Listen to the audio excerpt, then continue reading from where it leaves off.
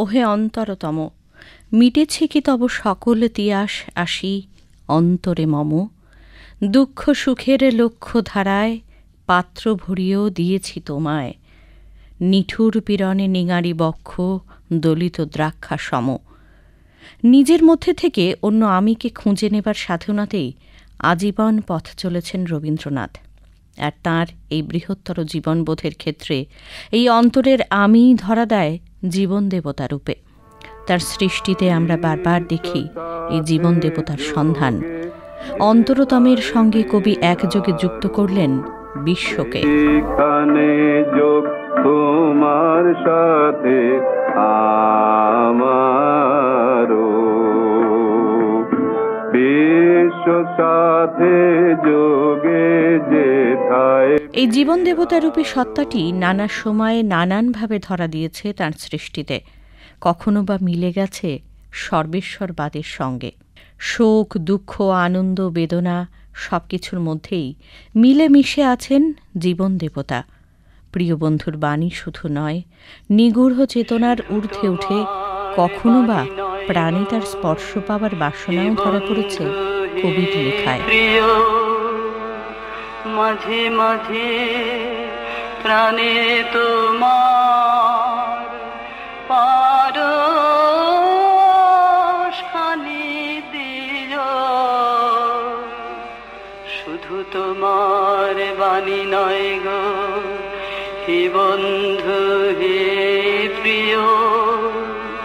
মাঝে মাঝে প্রাণে তোমার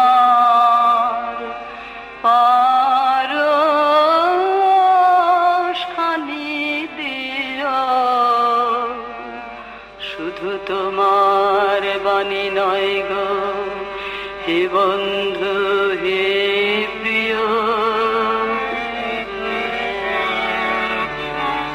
সারা পথের ক্লান্তি আমার, সারা দিনের তৃষা, কেমন করে মেটাবো যে খুঁজে না পাই দিশা। সারা পথের ক্লান্তি আমার, সারা দিনের তৃষা। অনেক সময়ই এই জীবন দেবতার রূপ স্পষ্টভাবে ধরা দেয়নি কবির কাছে। আকুল হয়েছেন তিনি, বারে বারে খুঁজেছেন অন্তরাত্মাকে।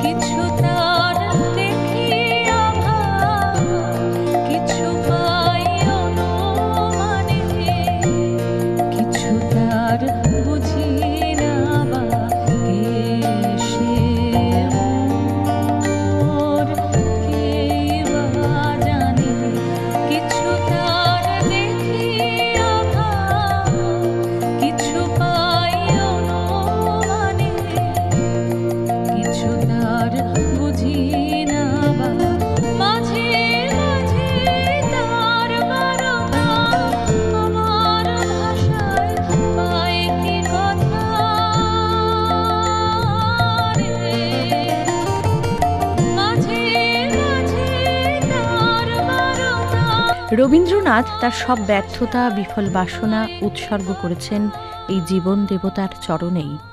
চিত্রা কাব্যগ্রন্থের সাধনা কবিতায় তিনি লিখলেন, এখানেও তুমি জীবন দেবতা, কহিনু নয়ন জলে, সেই মধুমুখ, সেই মৃদু হাসি, সেই সুধা ভরা আঁখি, চিরদিন মোরে হাসালে কাঁদালে, চিরদিন দিল ফাঁকি। খেলা করিয়াছ নিশিদিন মোর, সব সুখে সব দুঃখে, এ অজানাপুরে দেখা দিলে পুনঃ সেই পরিচিত মুখে। ধরেছ দুই হাতে অন্ধকারের মাঝে আমায়, ধরেছ দুই হাতে, কখন তুমি এলে হে নাথ মৃদু চরণ পাতে। অন্ধকারের মাঝে আমায় ধরেছ দুই হাতে।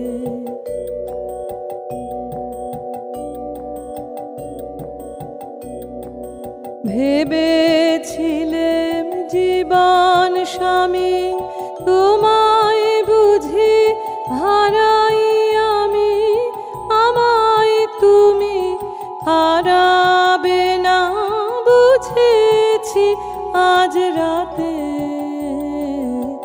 অন্ধকারের মাঝে আমায় ধরেছ দুই হাতে।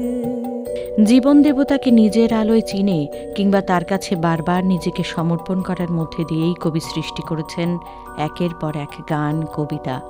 কবিতার মধ্যে দিয়েই তিনি বলেন, অন্তর মাঝে বসি অহরহ, মুখ হতে তুমি ভাষা কেড়ে লহ, মোর কথা লয়ে তুমি কথা কহ, মিশায়ে আপন সুরে। সর্বশক্তিমান জীবন দেবতার চরণ ধুলার পরেই মাথা নত করেছেন রবীন্দ্রনাথ, কামনা করেছেন পরম শান্তির। আমার মাথা নত করে দাও হে তোমার চরণ ধুলার তলে, সকল অহংকারে আমার ডুবাও চোখের জলে। আমার মাথা নত করে দাও হে তোমার